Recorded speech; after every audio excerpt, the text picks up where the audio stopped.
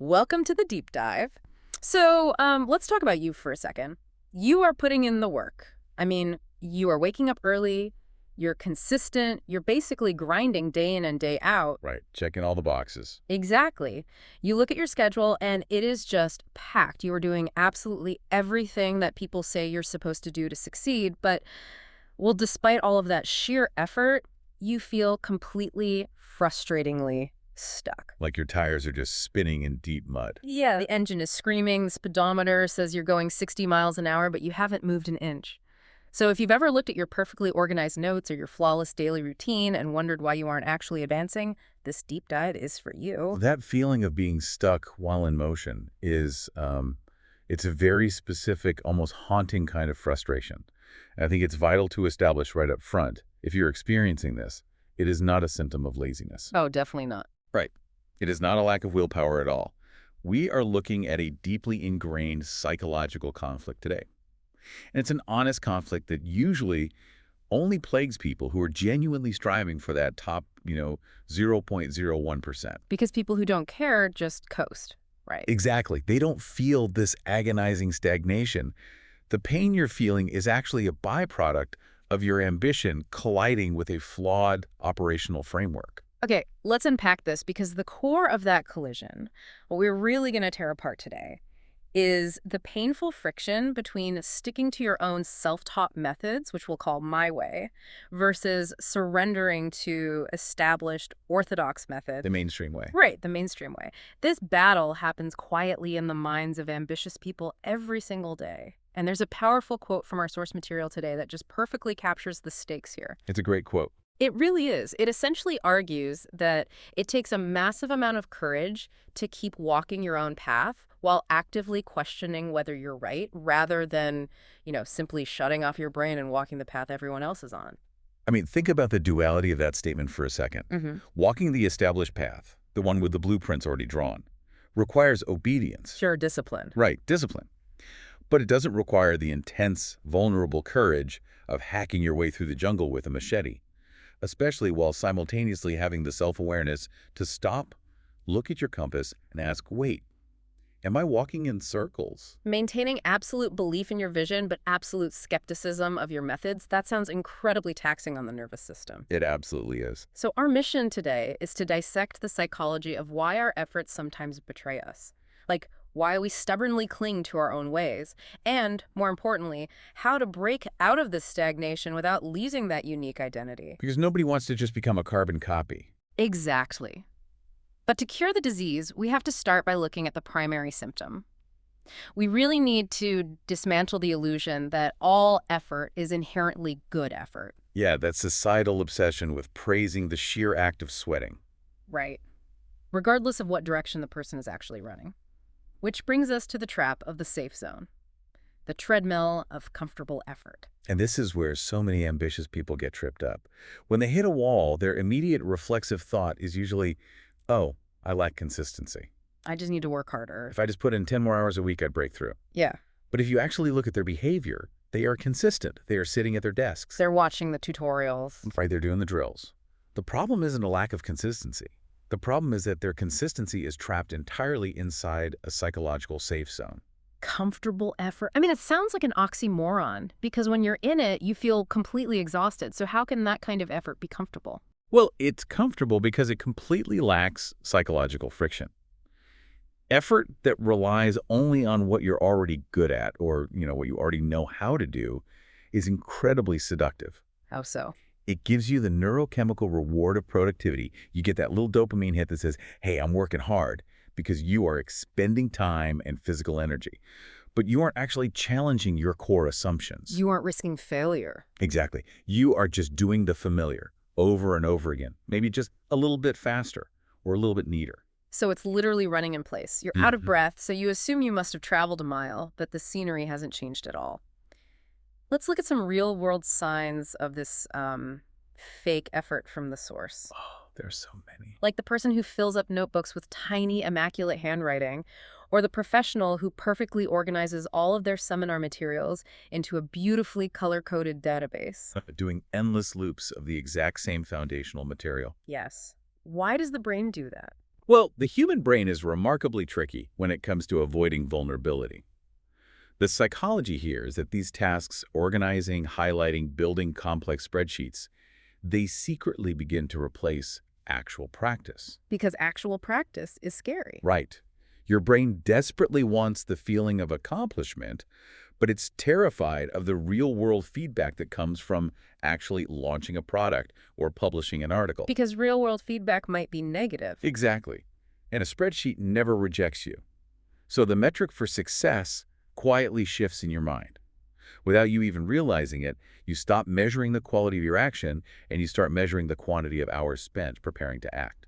Okay, I have to play devil's advocate here, speaking as someone who frankly loves a complex tagging system. Isn't organizing your thoughts a necessary first step? It is, yeah. Because you can't build a house without spending weeks on the blueprint. If you just start nailing boards together, the house falls down. So taking the time to structure your environment seems like smart work. And it is smart work initially. The distinction really lies in the timeline and the ultimate output. Yes, a blueprint is necessary. But if you spend 3 years drawing blueprints and buying different colored pencils for the blueprints. Organizing the blueprints by room. Right. If you do that, you aren't a builder anymore. You are an archivist. Oh, wow. A great analogy is spending 3 hours perfectly organizing your spice rack. You arrange the basil and the oregano alphabetically. You buy matching glass jars. You print the custom minimalist labels. Yes, and by the end of it, you feel so incredibly accomplished and so exhausted by your productivity that you don't actually have the energy to cook dinner. So you just order takeout.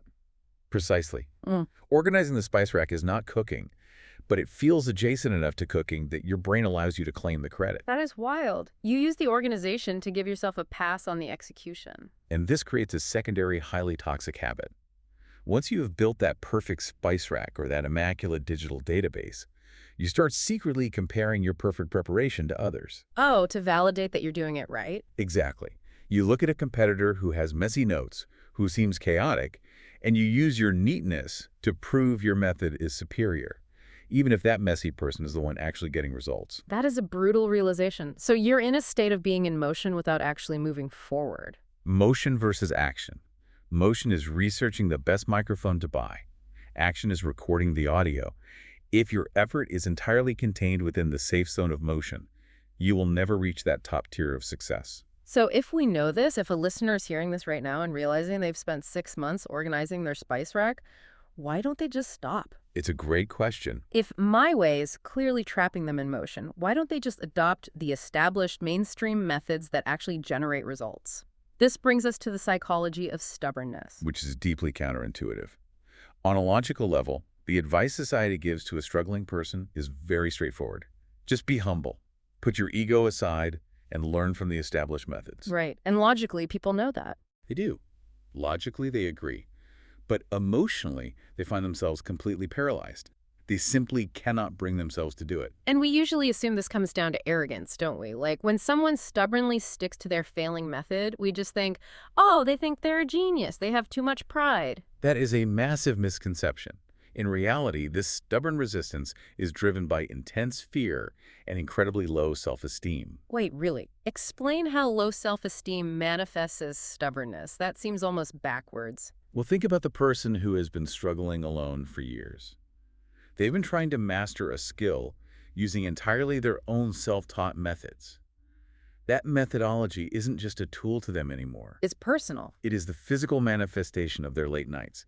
It holds the weight of their isolation, their brain power. It has basically become their entire identity within that domain. Here's where it gets really interesting. It's the only proof they have that their struggle meant something. Exactly. So if my way is fundamentally intertwined with their identity, looking at a mainstream method isn't just swapping at a tool. To abandon their method feels like deleting their entire identity. It feels like a total defeat. A complete defeat. It feels like an admission that they were profoundly wrong about everything from day one. And when your self-esteem is already dangerously low because you haven't been getting results. The prospect of that kind of ego death is just unbearable. Right. So what does the human mind do to protect itself from that terror?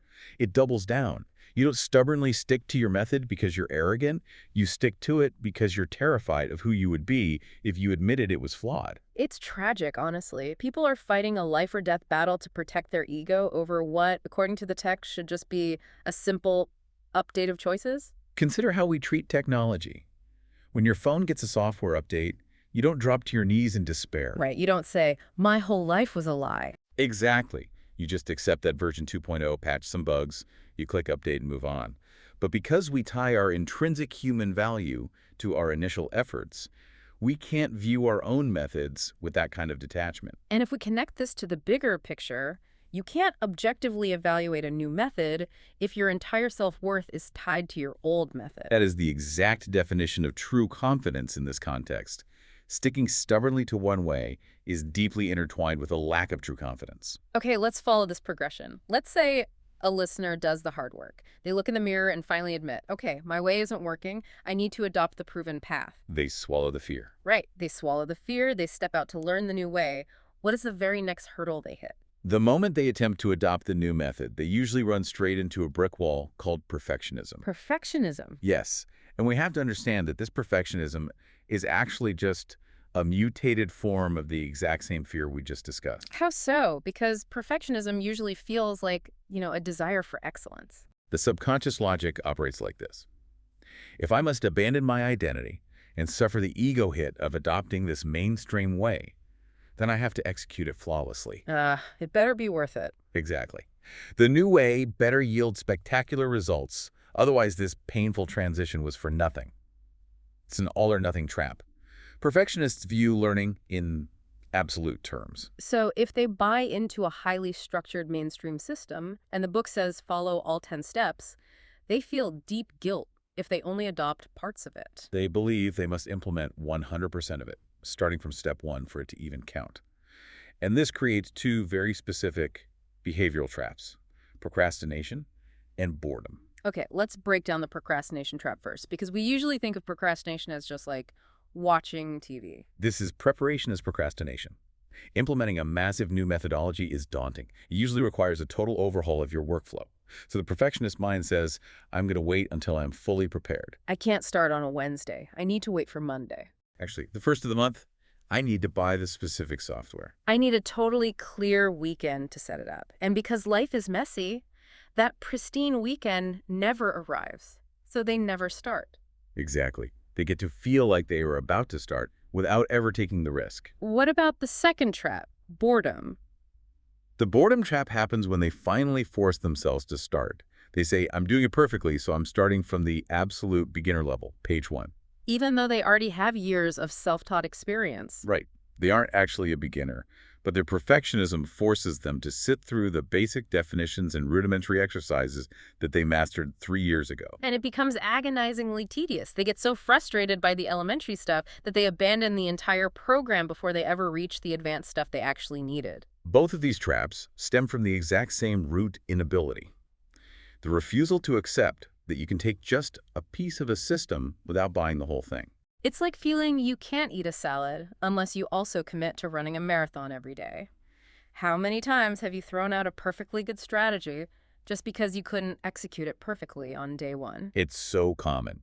And the counterintuitive solution from the text is a concept called incomplete accumulation. I love that phrase, incomplete accumulation. It means accepting that there is no flawless way to tackle a new method. Real growth happens when you drop the guilt and just ask, what tiny imperfect piece of this can I use today? You just grab the steering wheel. You don't need to build the whole car first. But when we are desperate for a solution and paralyzed by this perfectionism, we become incredibly vulnerable. Highly vulnerable. And this leads us into what is arguably the darkest phase of this journey, the phase where the learner ventures out into the world of seminars and self-help gurus. The Wild West of information products? Exactly. When a self-taught person hits a wall, they look externally and they see these wild promises online, right? Make this much money or 100% reproducible results. And because they're hurting and they want the stagnation to stop, they buy in. They fly to the seminar. And invariably, the results do not match the stratospheric hype. Oh, which breeds this deep, dark cynicism. They start to distrust all advice. But there is a crucial nuance here that we need to clarify from the text. The core issue isn't just that some information is scammy. It's the state of mind of the buyer. Right, because smart people fall for this stuff all the time. Exactly. Anxiety and panic severely dull the decision-making of even the smartest people. When you are stuck, the internal pressure is immense. You aren't actually buying a methodology to evaluate, you are buying the promise of psychological relief. You're buying a sedative, not a strategy. Yes, you're paying someone to say, I have the answer, the pain is over. And when the sedative wears off, the cynicism kicks in. But let's say they survive that. They get good at spotting the scams, they find the legitimate experts, the real mentors. They're safe now, right? You would think so. But finding good information introduces an entirely new trap, evolving into what the text calls a study maniac. The study maniac. This is fascinating. So they survive the scams, but they become addicted to good information. Learning becomes an end in itself. You read book after book, take meticulous notes, and it feels highly productive. But why is that dangerous? Reading good books is universally praised. It's dangerous because acquiring knowledge triggers the illusion of capability. When you theoretically understand a concept, your brain releases neurochemicals that make you feel as though you've already accomplished the task. Oh, wow. Your brain rewards you for reading about leadership with the exact same satisfaction you'd get from actually leading a team. So you memorize the recipe, and your brain convinces you you've already eaten the meal. And this leads to the ultimate paradox of learning. As your theoretical knowledge increases, the psychological hurdle to actually practice it gets higher and higher. Walk me through that logic. Shouldn't more knowledge make it easier to practice? Logically, yes. Psychologically, no. Mm-hmm. Because the more you know, the more acutely aware you become of how complex the perfect execution should be. You become hyper-aware of all the pitfalls. Right. When you knew nothing, you might have just awkwardly tried. Now you know about all the advanced metrics, the high standards of the masters. The gap between your amateur attempt and theoretical perfection is so massive that you freeze. And how does the study maniac resolve that paralysis? They fall back into thinking, I just need a little more information before I can act. One more book, then I'll be ready. The horizon of readiness keeps moving. This raises an important question for everyone listening. Are you using reading as a shield against doing? Because knowledge that isn't outputted into reality is completely dormant. It's just another sophisticated form of comfortable effort. So we have painted a pretty bleak landscape here. We dismantled the safe zone, the fear, the perfectionism, the study maniac trap. If all of these are traps, how do we actually learn and grow? We arrive at the text's ultimate solution. A radical reframing called snacking. Snacking, or sugamigui, right? Yes, picking and choosing small bits. But to understand why snacking works, we first have to demystify success rules. We treat success rules like they're absolute laws of physics. Like gravity. You must do X to achieve Y. Exactly. But the text points out that success rules are simply statistical probabilities. They are patterns that worked for a majority of people. They are not universal mandates. That reframing removes so much pressure. If a rule says you must post on social media 3 times a day, your business won't combust if you only post twice. Right.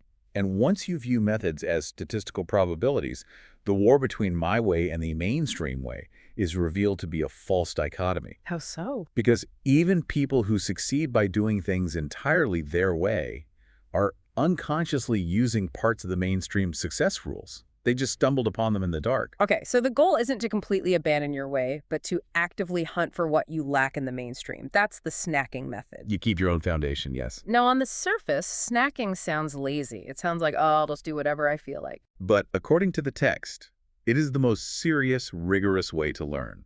Because passive submission to a program is easy. Snacking requires you to judge the efficacy of every single bite.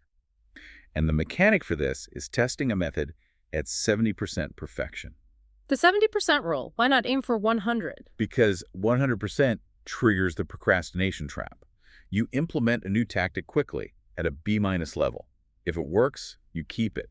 If it doesn't fit your style, you must have the courage to spit it out. The courage to spit it out. That is huge. Most people swallow the poison because it came in a fancy bottle. Right. It's like trying on clothes, right? Exactly like that. You walk into a high-end boutique, which represents the mainstream way. You don't buy the whole store. You try the jacket on. That's the 70% test. If it pinches your shoulders, what do? You take it off. You take it off. And crucially, it's not a failure of the jacket. And it's not a failure of you. You don't stand there weeping because your shoulders are wrong. It just doesn't fit. Right. A mismatch isn't a failure. It is highly valuable data about what doesn't work for you. By actively rejecting what doesn't fit, you are actually thickening your own core axis. Your unique way becomes sharper. Okay, so if snacking is the daily practice, what does the long-term result look like? How do we know when we're breaking the stagnation? Eventually, you will feel a small wave of genuine response or success, a ripple of real momentum. But we usually dismiss the small things, don't we? We do, which is a fatal error. The critical mandate is, do not ignore the wave, you must analyze it. Why did it happen? What combination of your foundation and a new snack caused it? You have to become a forensic detective of your own minor successes. Yes, because this analytical process is how true confidence is built. True. True confidence is not blindly believing you're right. It is born from continuously observing your choices and being able to verbalize exactly why something worked. A self-taught method with a logical, analyzed foundation is a superpower. It absolutely is. So what does this all mean for you, the listener? Once you have a little success, your desire to look at the mainstream changes, doesn't it? It does. It is no longer a surrender. Mm. Now, looking at the mainstream is just gathering fuel. Because you took the long, painful, self-taught detour, you have developed a unique lens. You can see value in the mainstream that people who only ever followed the rules cannot see. Exactly. Your detour wasn't a waste of time. It was the training ground for your unique perspective. That is incredibly empowering. Let's briefly recap this journey. We moved out of the safe zone of fake effort. We dropped the fear and perfectionism of accepting outside help. We realized how to avoid the study maniac trap. And we embraced the messy art of snacking to build a unique path. And remember, aiming for the top 0.01% means you're already standing in a different place than most people. You don't need to swallow the world whole. You just need to borrow the parts that serve your context. I want to leave you with a final, provocative thought to ponder after this deep dive ends. If the most groundbreaking innovators in history are usually the ones who combined the wrong pieces of established methods to create something entirely new, is it possible that your stubbornness to do things your own way isn't your biggest flaw, but actually the raw material for your greatest breakthrough? Keep questioning, keep snacking, and we'll see you next time.